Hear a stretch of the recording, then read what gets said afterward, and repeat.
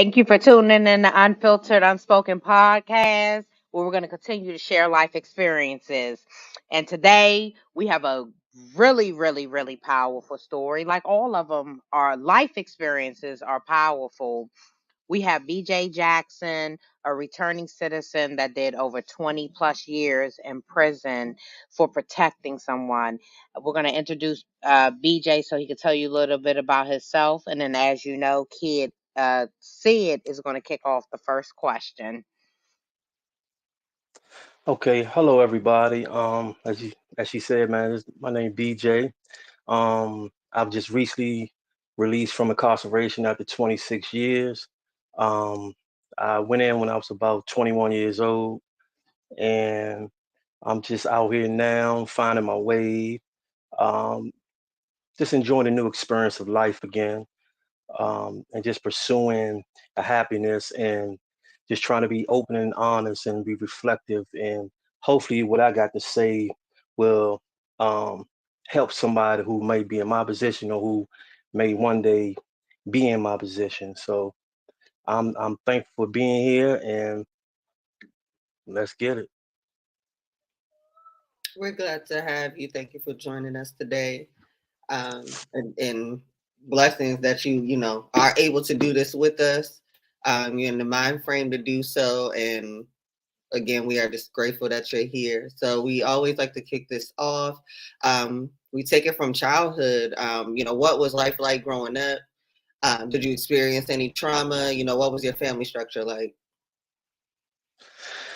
In the beginning, my family structure, I say it was cool. It was cool up to I say about maybe 11 years old, 12, when the crumbling happened when my mom and dad separated, and my mom was really like left alone to basically fend for herself. Um, I'm one of five, children, and it was pretty hard on her. And when that separation happened, a lot of other elements started to come into play, started to affect me mentally, emotionally, psychologically, as well as physically. And I mean, it was such a dramatic change. Growing up, I was the kid who played every sport good. Um, I was an artist. I loved to sing, and it seemed like when that separation happened, a lot of that was enveloped by the streets and everything went left. Oh wow, sorry to hear. And a lot of our issues start from the childhood. That's why we like to start right there. Can you tell the audience some of the things that you went through as a child that caused these changes from the divorce that caused the issues? What did you see? What did you go through?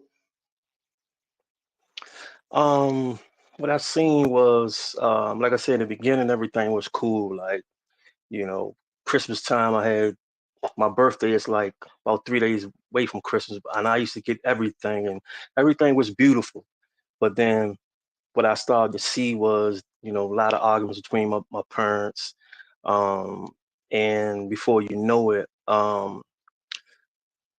what really affected me is when my mother, and I had to realize this as I got older in life, but at that time I didn't understand, but she was affected so much that it changed her um, drastically.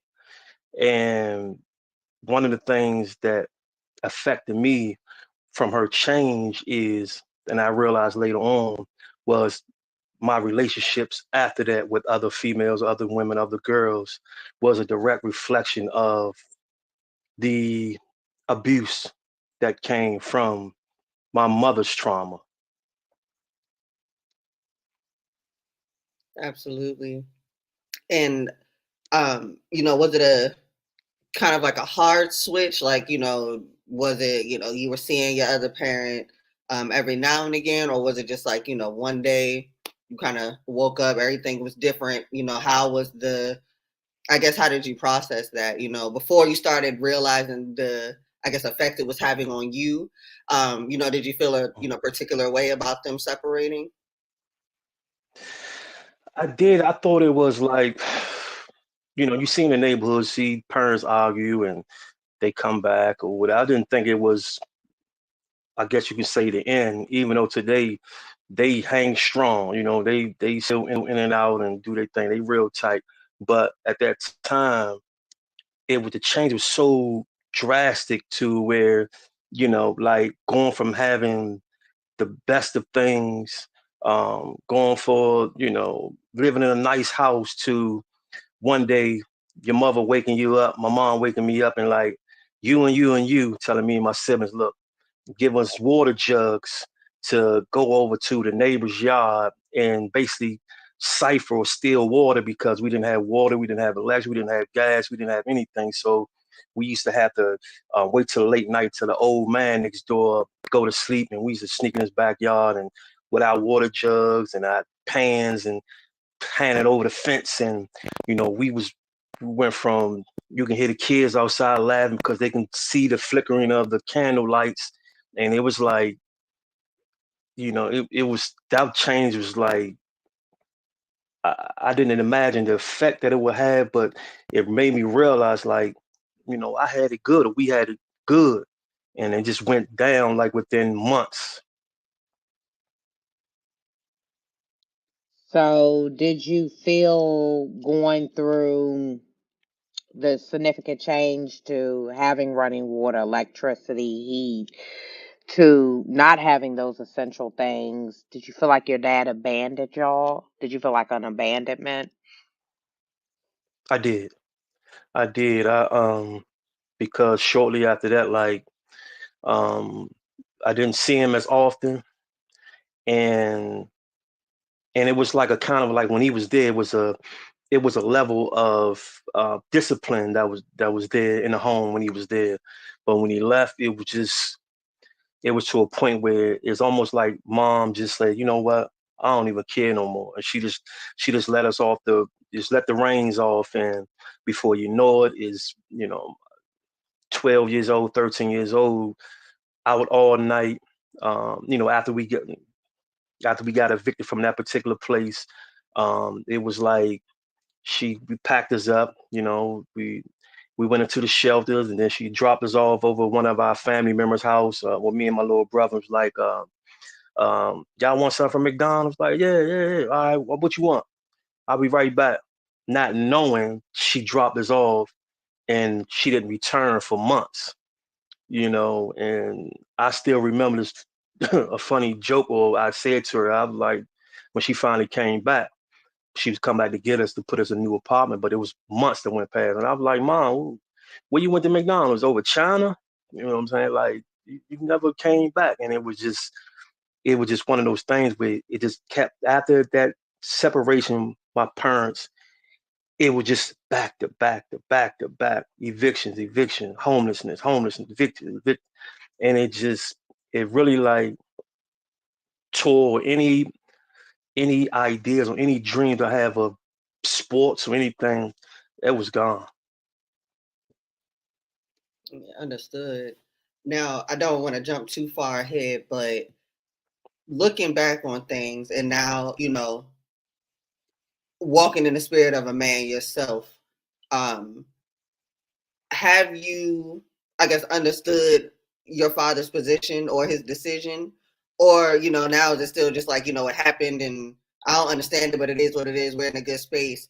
Were you able to kind of even ask your questions surrounding it, or, even relate to his decision to kind of just walk away from everything as a man? Or, I assume it's probably nothing you would ever do, or, at this point, would ever do. So, what did you, I guess, take from that? Were you ever able to state your piece with your father? And, do you now as an adult kind of understand that decision? Um, it's funny how me being incarcerated allowed me to see things that I couldn't see when I was out in the streets. And and I understand now. And the reason I understand, because I had to do some research, ask some family members and things of that nature. And one thing I didn't know at the time, when I realized later on, was that my father never knew his father. And when he was born or whatever, his father wasn't there. So, you know, and I had to understand the clinical motion of what goes on. He didn't have his father, so he really didn't know how to be a father. And that trickled down on me because, and not to go too far, because when I got a daughter, she's 27 years old. And again, I was incarcerated for 26 years. And when my daughter was born, ironically, her mother's mother, her grandmother on the mother's side, um, actually put me in a situation for me and my daughter's mother to live in a condo. She got us a car. She's like, I just want you to be there for this child and take your time and try to pull me away from the streets. And I had every opportunity to get away, but I didn't know psychologically. I didn't know how. I didn't know. I had this child, but I didn't know what it really meant, even though I went through the things that I went through. And that also, something else goes with that. So, but I look back on it, and in later years, like he'll come around, apostles coming around, um, he do what he can, but his presence, because his presence wasn't there. Um, to be honest, I became extremely disrespectful to my home, to my mom. I didn't care anymore because I felt like at one point in time she said, "I'm gonna call your father and get your father," and he come home, he'd take care of business. But then when he left, she's like, "Oh, I'm gonna call your father." I'm like, all right. He never never came. So it was just to a point where it's like I just felt like, man, I didn't have anybody but myself.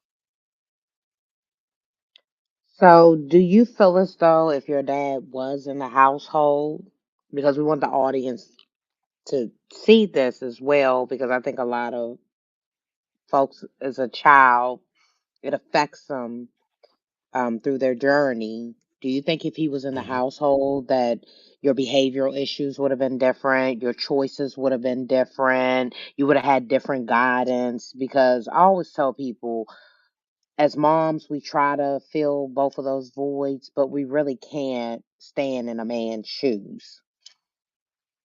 Yeah. Um, I think so. In one instance, I think so. Um, I truly believe so. It would have made a tremendous difference.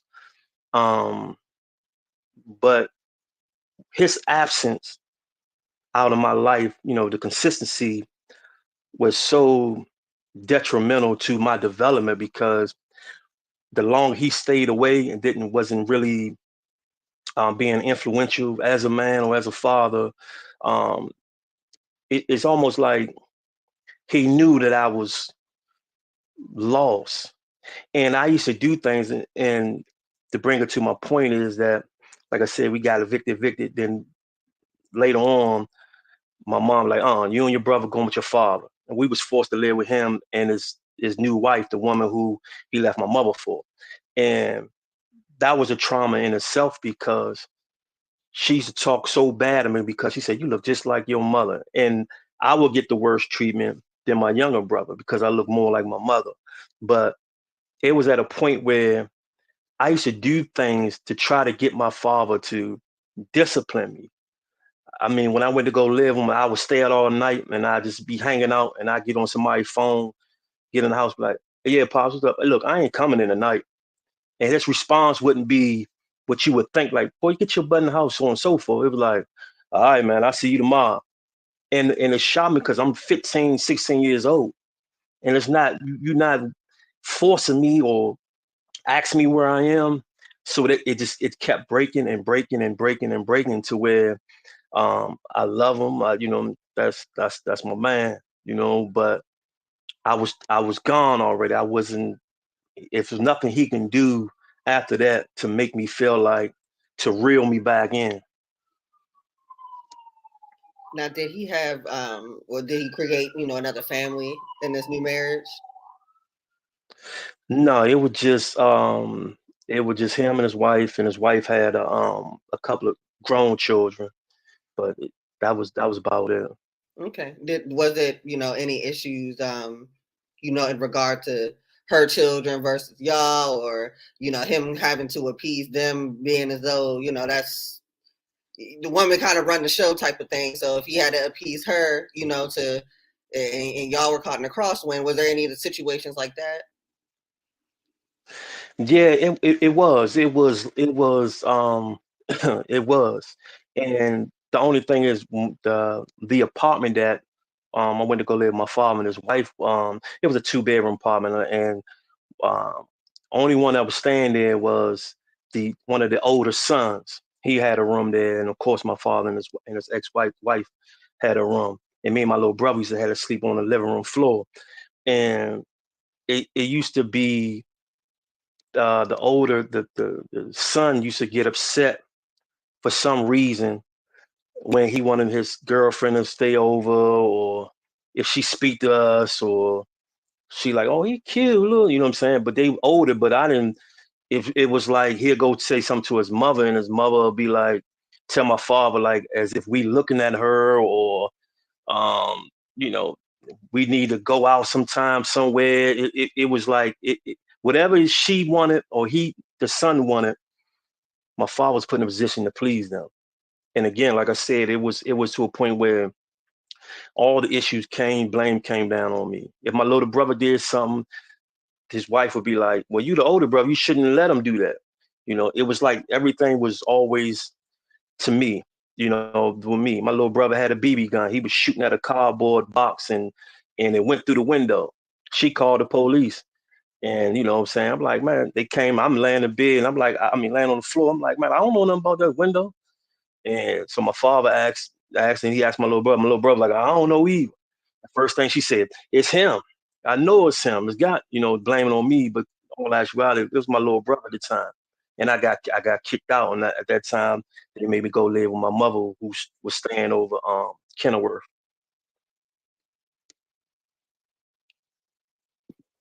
We can't hear you, Demetria. You off mute, but it's not hearing you.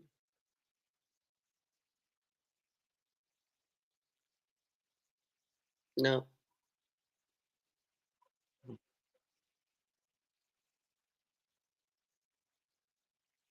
No.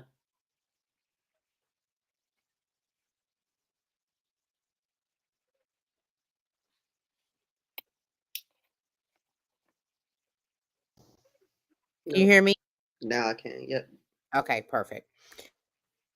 Pretty much you've left and you're going through um abuse from your stepmother. So she's picking on you, picking on your brother. So she just completely dislike you.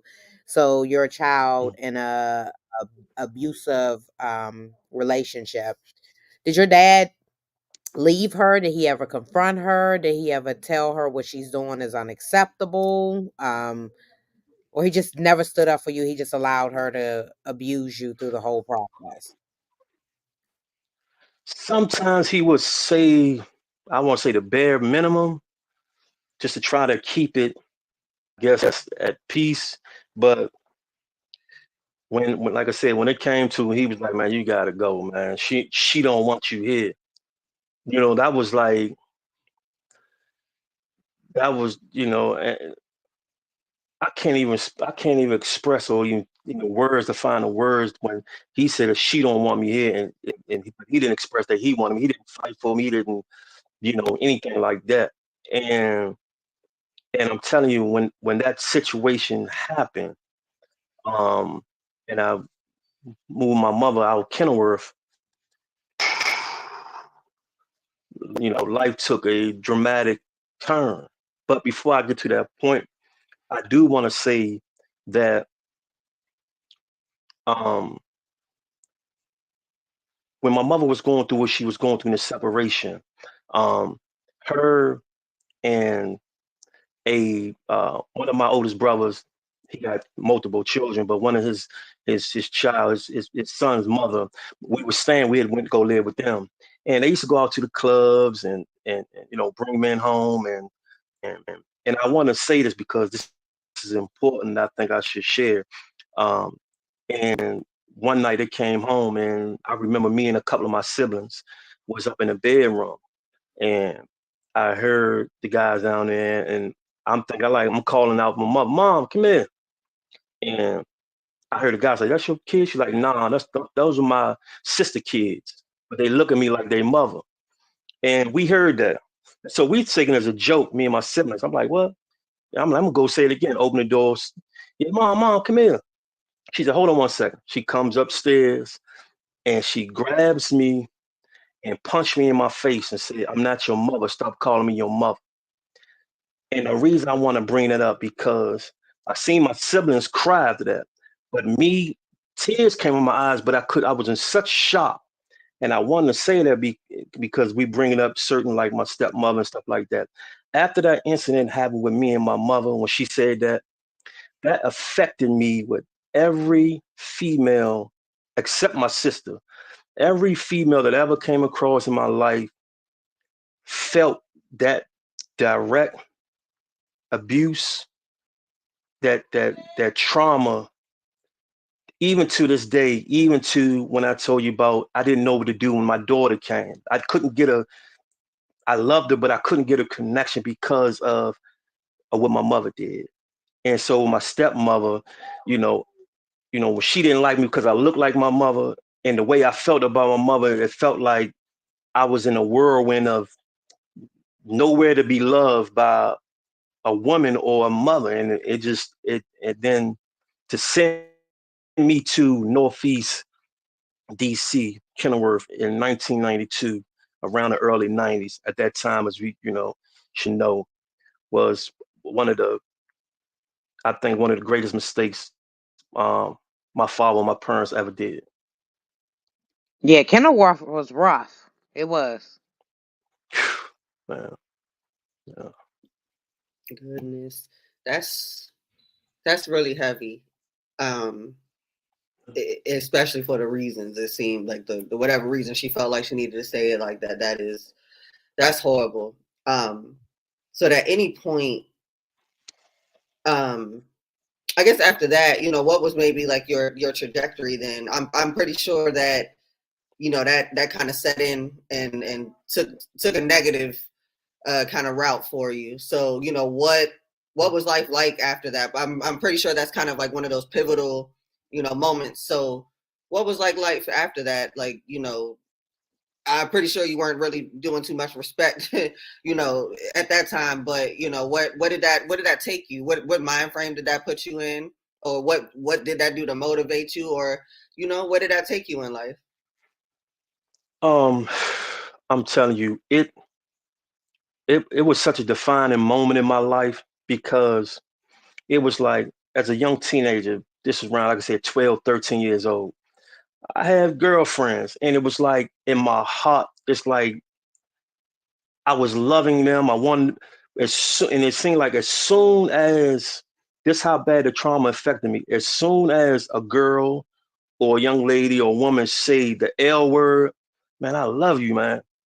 Something in my mind go, and and it's got to stay as clean as possible. And my mind go, you love me, man. Come on. If my own mother didn't love me or accept me, how would a boop love me? You know what I'm saying? And so at that moment, I started thinking of ways of how I can end a relationship. And the way I used to end relationship is I used to do something to allow the woman or the girl to end the relationship.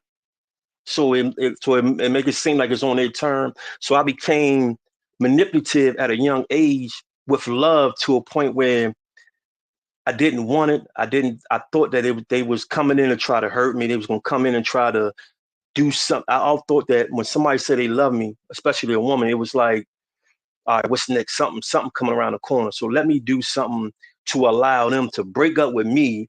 So I guess they can feel good about it and go about, and I ain't got to worry about it. And that happened. And I know in my life that I met some great women, some cool.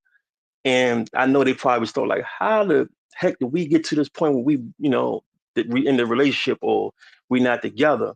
And I never told them or what it was. It was just something that was internally that the only woman or female that had my heart was my sister, who I call my twin. Like she was there She consoled me. She's my best friend. She was like my mother. She stepped in when she could. But anybody else, it was like I I was afraid. That pain, that hurt, that anger, to see my mother with her face balled up, her face in my face, tell me that she's not my mother or don't call her mom. I can't even, like, and it affect me to this day. Even to this day, it still affect me. And I know when people, my friends, you know what I'm saying, even my friends, female friends, be like, man, I love you.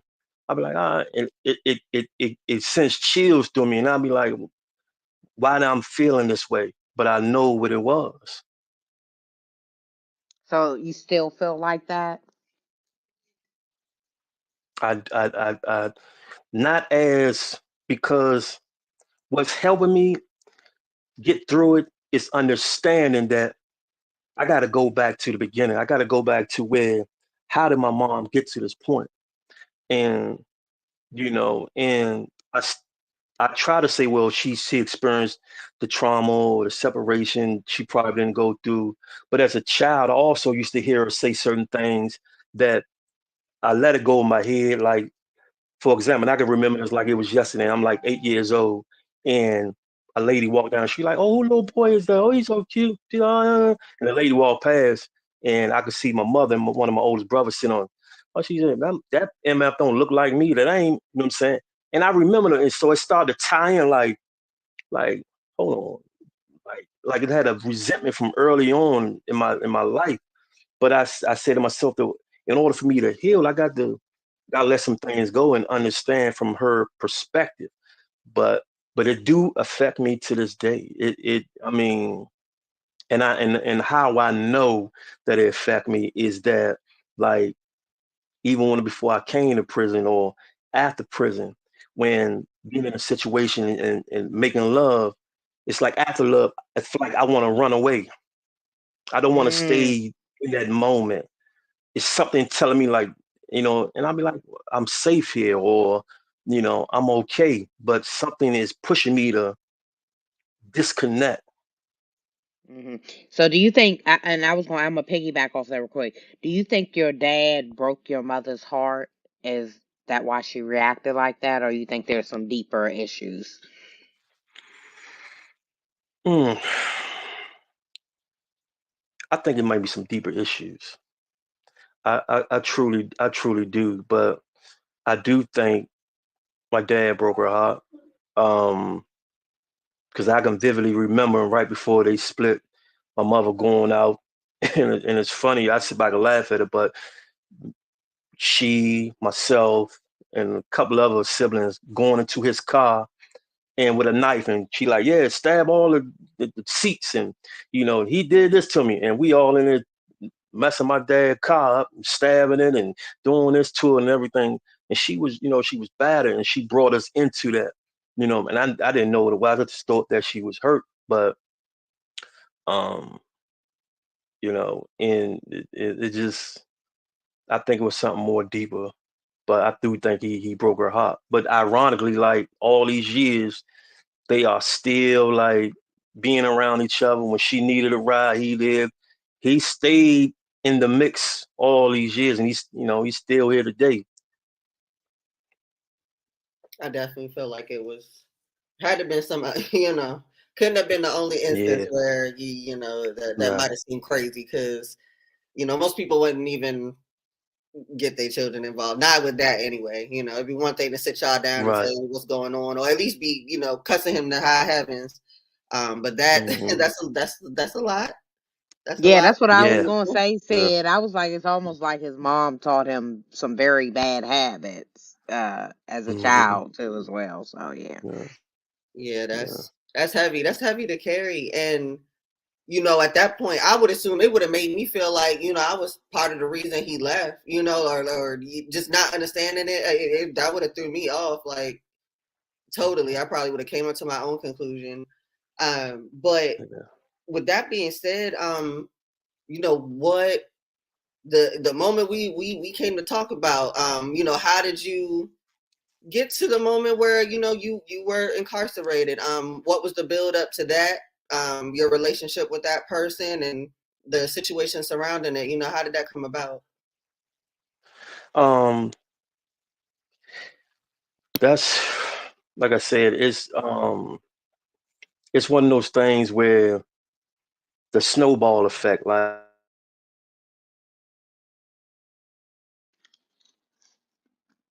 Sorry, we had a technical issue. BJ, if you could come back up, we were just getting into the piece of going into your to talk about your getting to the point of incarceration.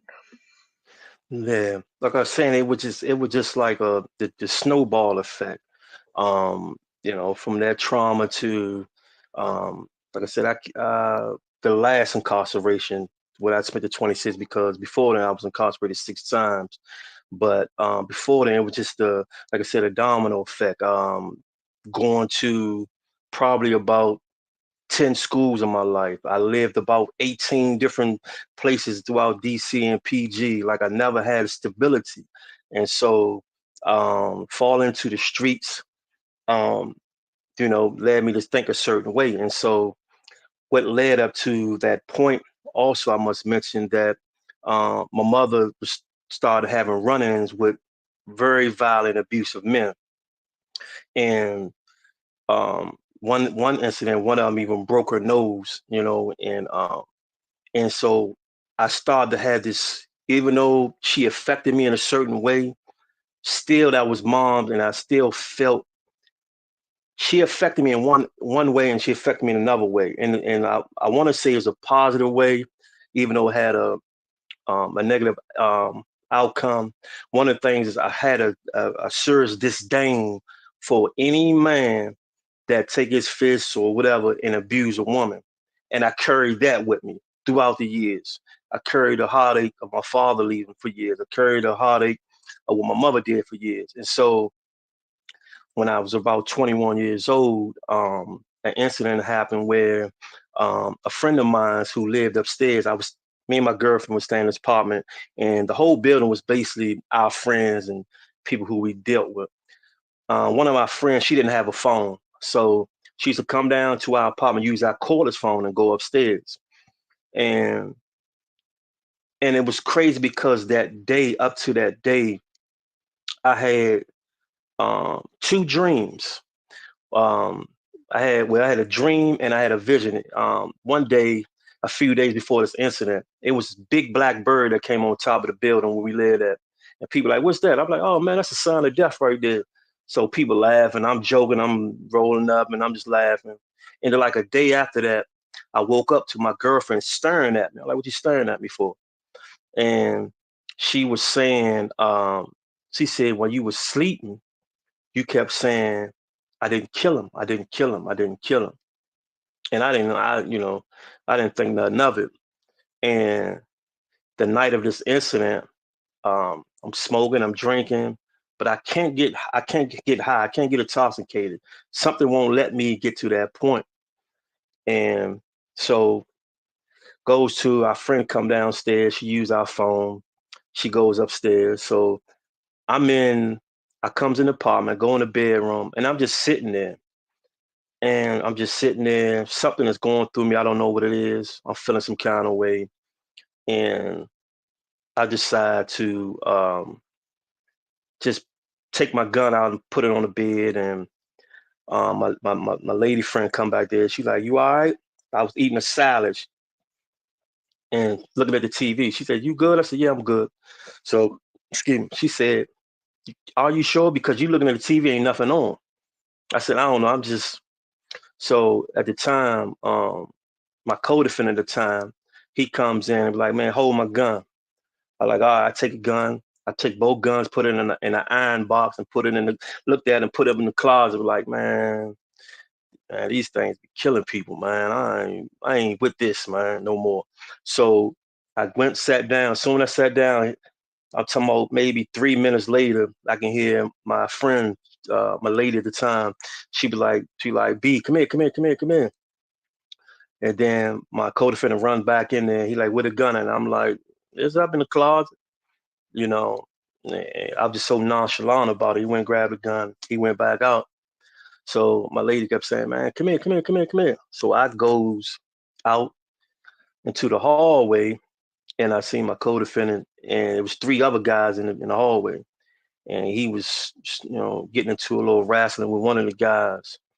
And I leaned up against the wall, just looking. But then I heard somebody like crying bad, and I happened to turn and look up the steps. It was our friend, a female friend of my ours, and I'm talking about her face was just, oh man, you know what I'm saying? This guy just changed her look. I'm gonna say it like that. He did her bad, and I see her kids on her leg crying, and when I seen that, something inside of me just, I don't know what happened. Something inside of me just changed, and when I looked at the guy, um, it seemed like I was looking at every guy that did something to my mother. Every guy that I was too small to fight or whatever, I wasn't in a situation able to defend her. It was like all the rage and anger that I had that was inside of me that was just, and I just unleashed. I just unleashed, and um, unfortunately, it caused for this young man to lose his life, and and um, and I spent, well, I was sentenced to life plus 20 years, and I didn't know where that anger came from. I knew, but I didn't know that it was in me or it was coming out like that. And when the judge said I sent you to natural life plus 20 years, it was like I couldn't comprehend it at the time. And it took me years to understand how did I get to that point. I had to go back. I had to retrace some steps and like, how do I get to that point where that happened? And I realized that I had so much anger against any man, and I do still feel that way, but I wouldn't act that way. But any man that do that and violently attack a woman is like, it's so hard for me to even grasp, and accept, because I never will accept that. But that's how I got to the point where I spent 26 years. At 21 years old, I came home 47 years old, and mm, So I'm gonna take this back. That was a lot, and I know that was a lot for you to get out. mm, yeah. So I want the audience to see how childhood traumas affect adult decisions. You went from, as a child, from your parents being separated, divorced, to your dad moving on to someone else. All of the things from a good life turned into almost like tragedy in your whole entire life, a big shift on a child. And then the resentment of your mom kind of like not claiming you, right in your face bluntly, into your mother being abused by other men, and then put in a situation where you're watching someone that's close to you be abused by a man, and her face is messed up really bad and her kids are there. So it sounds like you just went blank, like a blackout, like everything that you had dealt with in your whole entire life just hit you at that moment. What would you have done differently now opposed to then to change the situation? Whew, that, mm, it's hard to say, but um, because it was like, I remember when there was a situation my mother was dealing with somebody, and he beat us so bad, and I did try to jump in there, but I was too low. He slammed me, kicked me in my pride part, said, "Yeah, you tell anybody, I'm gonna kill you." And that situation, when I got incarcerated, that situation happened. When I blacked out, I actually stepped back and like trying to gather myself. And the individual was like, I'm gone. And he turned around and said, man, I'm gonna come back and kill all y'all. And it was like another lightning bolt hit again. That same feeling of being looking on the ground, looking at this grown man on top of you, telling you, if I tell him I'm gonna kill you, and you can't move because he disabled you, and it's like, and I sit back and I think about what would I have did different. When I know now, I probably would have set my parents down. I probably would have got out what I felt, um, and to at least get some of that stuff off my chest. You know, I should have been more honest with my feelings towards my father. I should have said, Dad, I'm telling you, I need you to be my protector. I need you to be this because um, I'm very impressionable. That's just the way my mind is. That's the way I am. I'm one of the people who like creativity, like I said, who was did very well as any sport I did well as. I could catch on. So I'm very impressionable. Dad, I need you to impress some type of manhood and love on me. I definitely would have told him that, and I would have set my mom down and let her know, like, man, you hurt me. But the thing about it is that if anybody who knows my mom and understand, and I'm talking about when you talking about uh, hard headed, who you the type that you saying, if I go to her and say, look, mom, she'd be like, mm-hmm, mm-hmm. Like it's one of those things where it's like you try to talk to her, but it's so hard because she'll play the victim, but then when you try to express yourself, it's almost like, I don't want to hear nothing you got to say. And that's to anybody that know her family or deal with her. So it would have been more harder for me to connect with my mom and express myself and let them know how I feel than it would be for my father. He probably would have been, because even though he wasn't there, I mean, to be honest, like he's been throughout this whole 26 years of my incarceration, he rolled like a champ, and even to this day, like, I do have some questions because growing up, he showed more favoritism to my younger brother than me. If we both got locked at the same time, my little brother get the lawyer, I don't. Um, he got the last name, he got the same name as my father, I don't. And I used to question the way he treated me, like, am I yours? One of those type of things, one of those type of situations. It's like he didn't love me like like he loved my little brother. And so it's just a lot of things that I would like to change and go back and just have a sound conversation with my parents. And I think it would probably offset a whole lot of things that I got caught up in. Do you think your dad was guilty? Do you think he felt through the 26 years a part of that was guilt riding with you? Yeah, yeah, I do. I know, and for a fact how I know this is because before I got incarcerated, my dad used to come and say, come, let's make some money. He used to cut lawn and go somewhere, cut people lawn, and I'd go with him. And it was cool.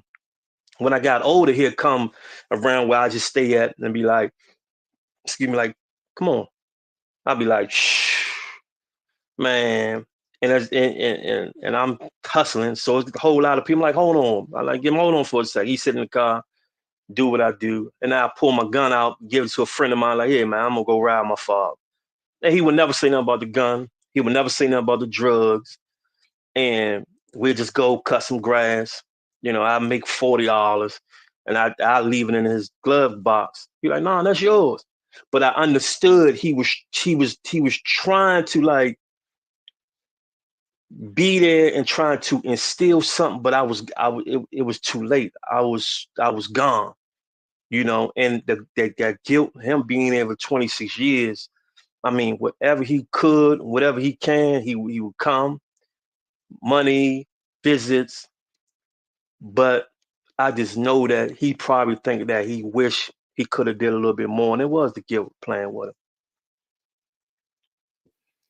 So who would you say most disappointed you in the scenario once you were, inside? Ooh, wow. It don't gotta be just one. If you got a list of them, list them off. I'm a keep it. I mean, this unspoken, unfiltered. I'm gonna keep it all the way. Like, and if any young person, you know, hopefully see this or whatever, I'm telling you this. Um, Before I went in, I say that I had a strong 50 homies. You know what I mean? Friends and people from the hood, and a strong 50. I'm gonna tell you right now that in the end, after 26 years, I probably can count on one hand um, those who did their best to ride with me. Um, Even when in the beginning, when um, I talked to some lawyer and they said the case is beatable, and they was like, all you need is $4,100, and we think now like $4,100, like, and I'm saying to myself, like, I know that like nobody came through for me on the lawyer. Out of 50 people, I'm in jail for 7 months before I go to trial.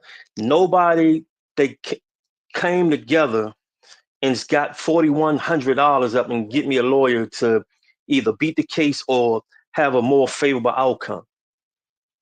I used to call my girl at the time and be like, yeah, well, and you hear feet running, people run away out the hallway, or things of that nature. And even still, I haven't even been found guilty yet, and she already talking to me about dealing with somebody else. Like, it was already breaking down. My girl was already leaving. My friends was already leaving. And before you know it, within a year or two, I call. There is a new version of me out there now. Somebody said, yeah, it's a little kid. He just like you, man. He rowdy. Man, he just like you. And everybody love him now. And so I'm telling you, it's like so many people let me down, man. It's so many people. The only people that I can tell you right now that basically stood in my corner is my sister, my father. My mother came through. I ain't gonna lie, she was coming through. Um, a couple of my friends, man, my man Keon, my man Ty, my man Mark, they came through when I need them, you know, and that was basically it. Everybody left me. Everybody just thought that I would never see the streets again. Everybody gave up on me, but I didn't give up on myself, but everybody else did. So I got two questions. What happened to the young lady that you defended? Did she ride with you through this case? And um no, go ahead and answer that because I just got brain freeze. Did the young lady that you All right. defended ride with you through the 26 years that you did? I'm gonna tell you something, right? That's probably one of the most heartbreaking um, situations for me, because she made a statement. It wasn't favorable for me. Um, it made it, after the situation, and I retreated back into my apartment. She was there all busted up. It was like, what did you do? Why you do that? You know, and she made a statement against me, and and part of the statement was like, um, I don't know who did it, but I heard BJ did it, and I was like, and even when I had a lawyer to talk to her, and the lawyer was like, well, we can try to use that to, whatever, whatever. Um, she left the state. and I never heard from her again. And and what's sad about that is my hustling partner was her baby father. This is my partner, and he abandoned me too. He called himself showing me honor because they had a child, and he named him after me. But as far as support, help with the lawyer, the two people that I thought would be 10 toes down and stand would be this young lady, because that's how I felt and how I cared about her, I love her, and it was like, and my man, because I grew up, or I understood where if this is your baby mother or this is your wifey, then she's my sister, and I'm not gonna let nobody do nothing to my man's wife or my man's sister. This is how we go. And the two people that I thought would be there abandoned me. In my whole 26 years, unfortunately, he passed away, I believe, early this year. So I never got an opportunity to talk to him before I came home. But throughout my whole incarceration, he might have sent me $20 out of all this hustling we did together. What I did, it was no support. And I'm talking about that was like, I used to be in that cell, like at all the people, they didn't even come through for me. So she screamed out for help, and y'all came out to help. It's almost like you wish you would have stayed out of it. And you know what's and I tell the story about the dreams and the vision, and I'm gonna tell you something, that the universe send you signs. And I believe that women are more intuitive, so they'd be able to pick up certain things than a man can. But it gave me signs that I didn't peep, because within that dream that I said I had dreams of brick building, and when I went to prison, I remember them buildings in my dreams. I seen them. And that night when I was drinking, I was smoking, I couldn't get high, I couldn't drunk. After the situation happened, after I shot this young man, and I stepped back to run back to the building, every ounce of alcohol, every little smoke I smoked kept me right back in that moment. It was like it cleared me to try to see. And when after that happened, it was like too late, and all the intoxications hit me at one time, and I started stumbling back to the building. Didn't understand what it was. Then I realized, like, it was trying to, something was trying to show me, but I didn't see it. The way I was feeling, and it was just something was just bringing me down, was trying to, and even to the point where I put my guns up, I was like, man, these things be killing people, man. I'm tired. Like, I was already getting tired of being in that street life and just wanted to change. But I didn't make the biggest change that I needed in my life. And I failed the test, and that's what happened, man. Now, in your opinion, we've seen a lot of instances of male on female violence, and a lot of the concern or the topic of protect Black women. A lot of the concern is respectfully, their personal safety. What's going to happen if I stand up for her? I don't know her. I don't want to lose my life over somebody I don't know, type of thing. Personally speaking, when it comes to being selfless, or if I see somebody in need, it just really is what it is. I ain't really going to think too much about it. Like, I'm going to step in where I can step in. And if that's supposed to be my last day on this earth, then I played my part. But, some people don't think like that. They just, I got a family, I got this, I got that. I'm not doing that. So with somebody who has actually, risked their life to step in and help somebody in that manner, is that something that you would advise? If a man, to men watching this, is that something that you would advise? And if so, how do you approach the situation? How can we appease, Black women's expectation of our counterparts, and also how can you advise them to protect themselves in the meantime? Whew, that's that's a very deep question, because I have mixed feelings about it. And why I have mixed feelings about it is because Like I said, I've been, I've been through it, and I'm gonna give you a scenario. Me and a friend of mine's riding down, and I remember this, riding down Central Avenue. We look over to a gas station. We see a guy taking a female, back when phone booth was out, taking her face and hitting against the phone booth. I'm like, oh, no, no, no, no, go turn off, go over there. And he busted U-turn. We go over there. We jump out of the car, and we on. I don't know what the situation was, nothing.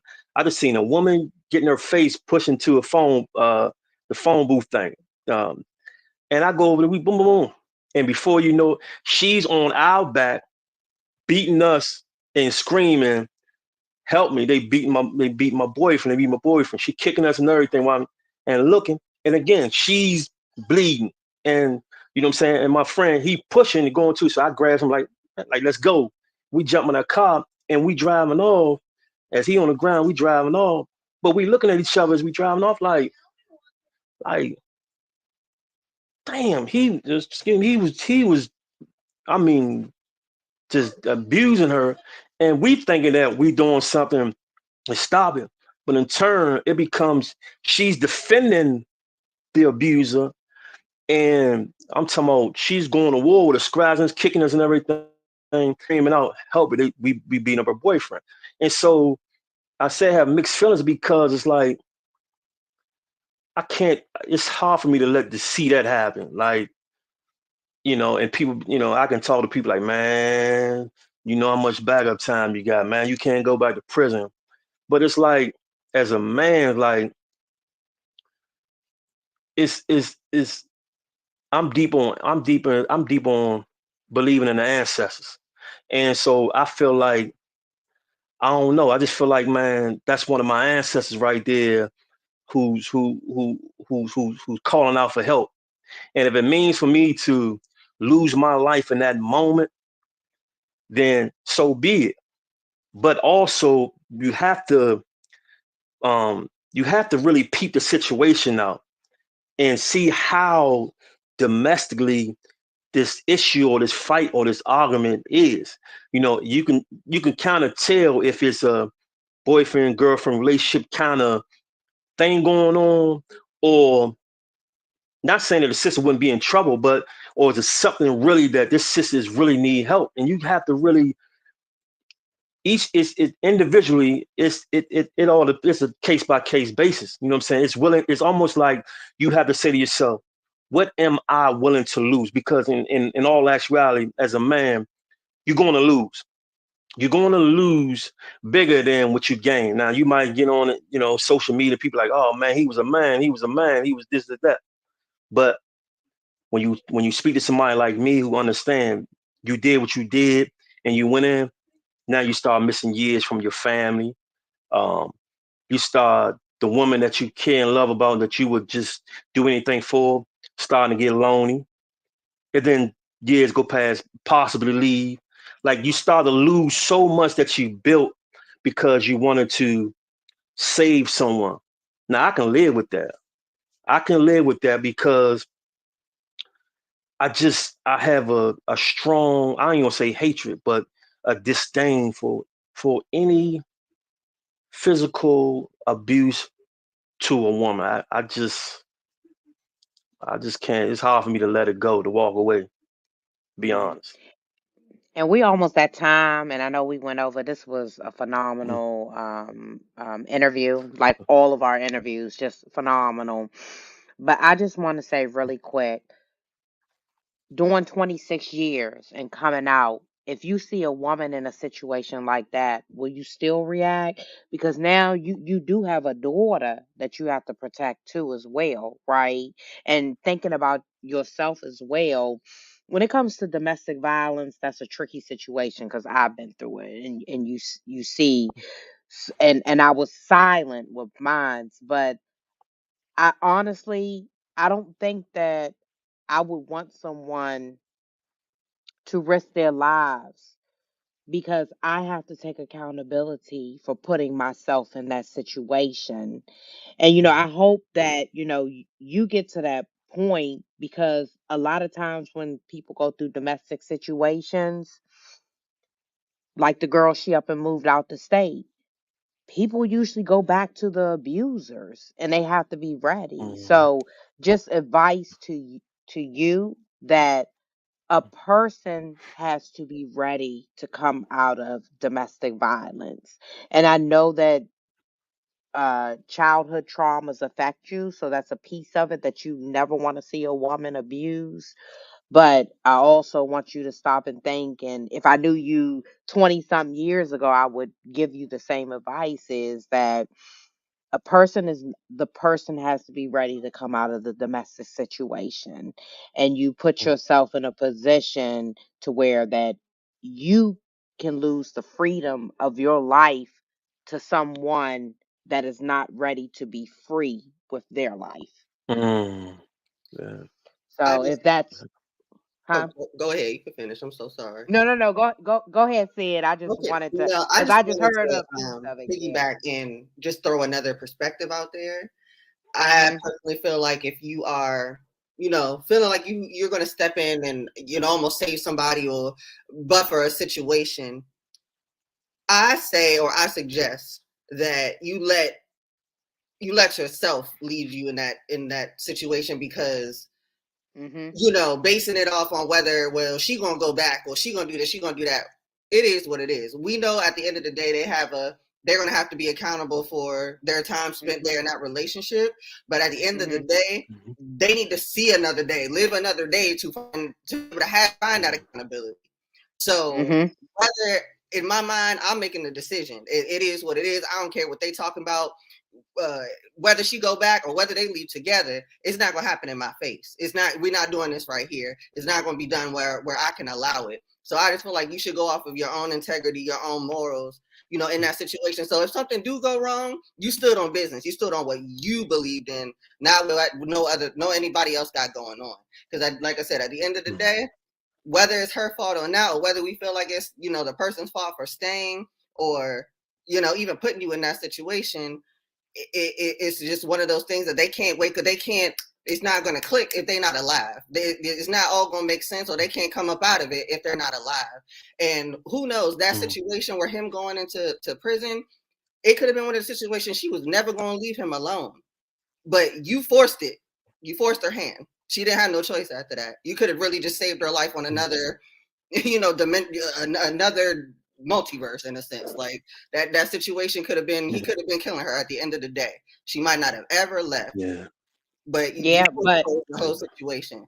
So it's a nuance, because it's a tricky. it is, Mhm. because again, whether they Yeah. don't leave or It not, is.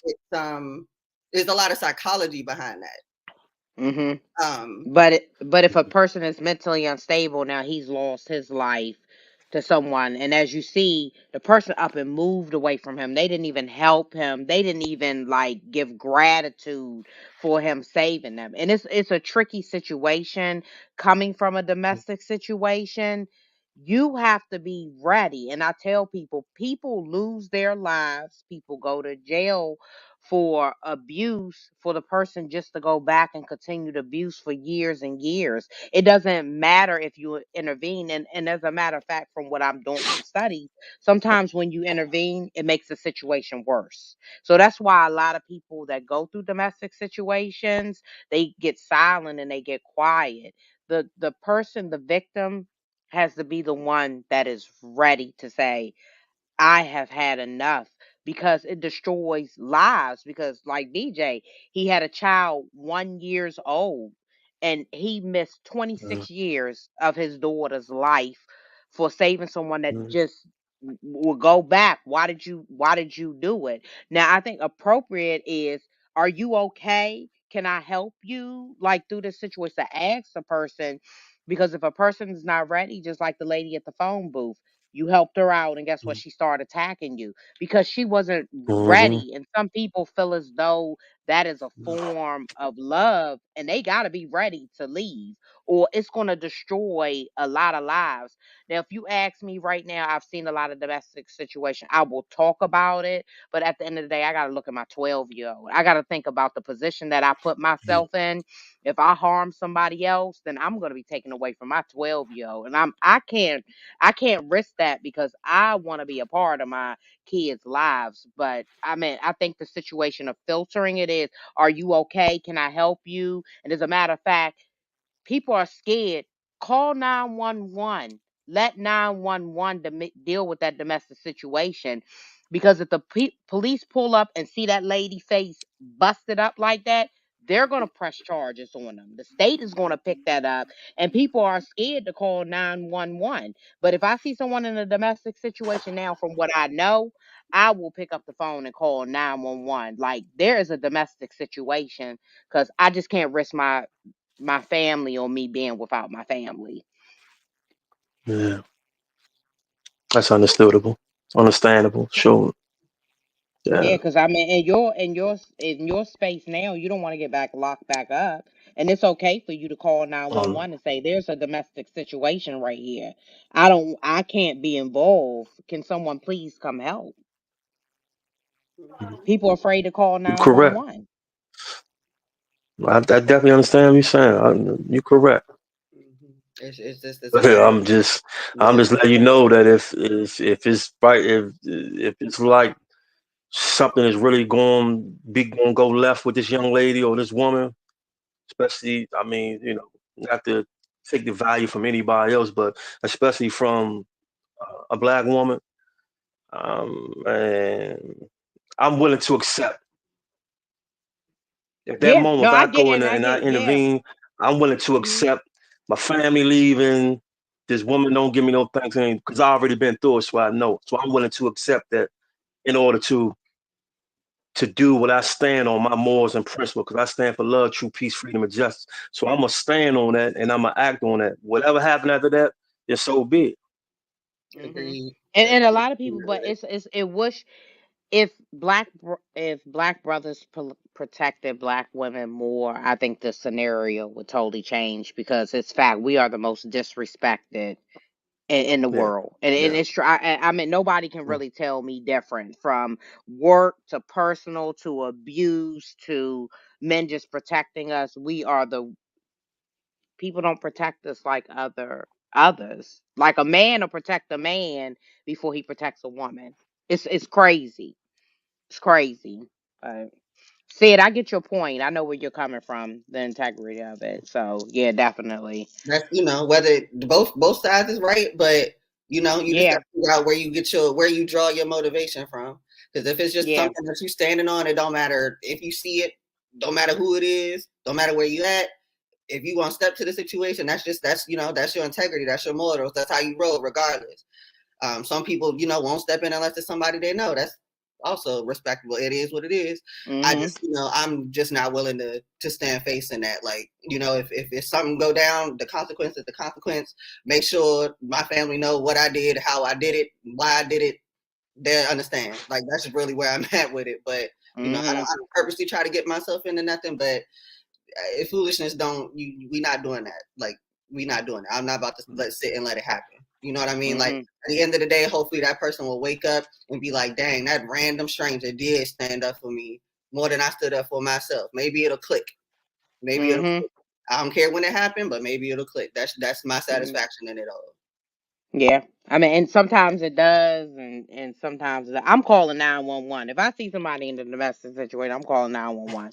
And I hope that everything is protected there, but I would never want anyone to go through, especially almost losing your life and being stabbed. I would never want anyone to go through that. But I think the worst thing that I did was I did stay silent. I went through silent abuse. Most of, like, my friends and family didn't know what was going on. I kept people out Mm-hmm. of my relationship. So, and it wasn't something I tried to bring in public, but people seen it in public.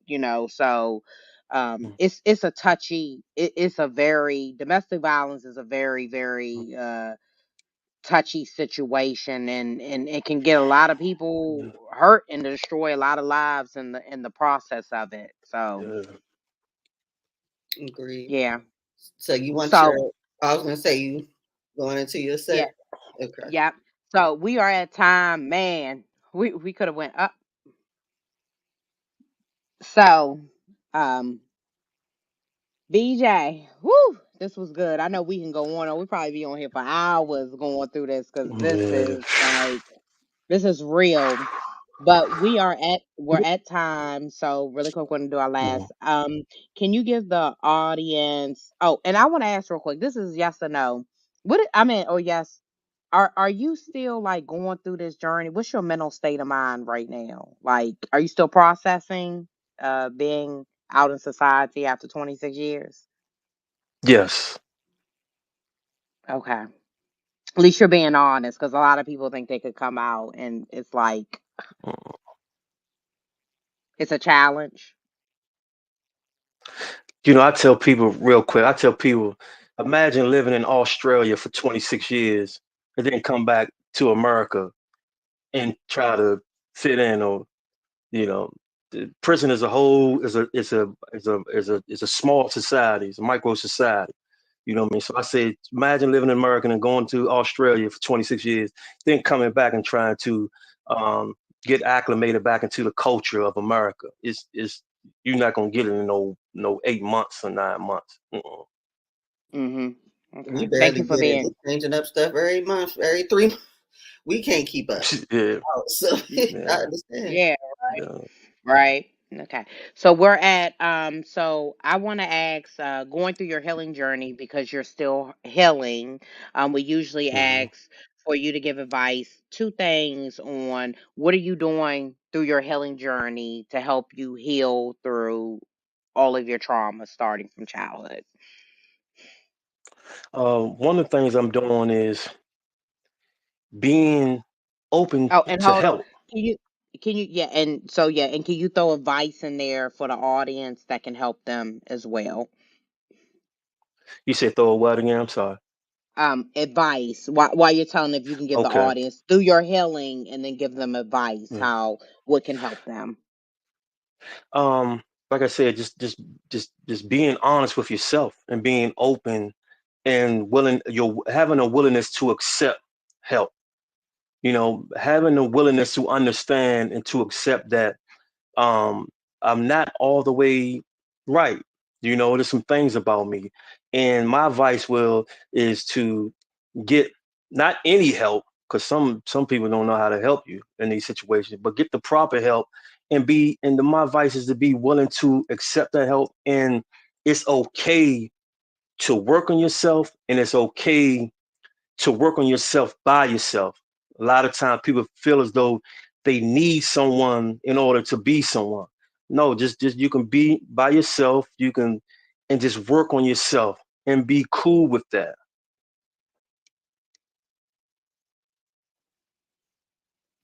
That's great advice. It's wonderful advice. So now you do see your banner scrolling across the bottom here. We at the part we like to call shameless plug.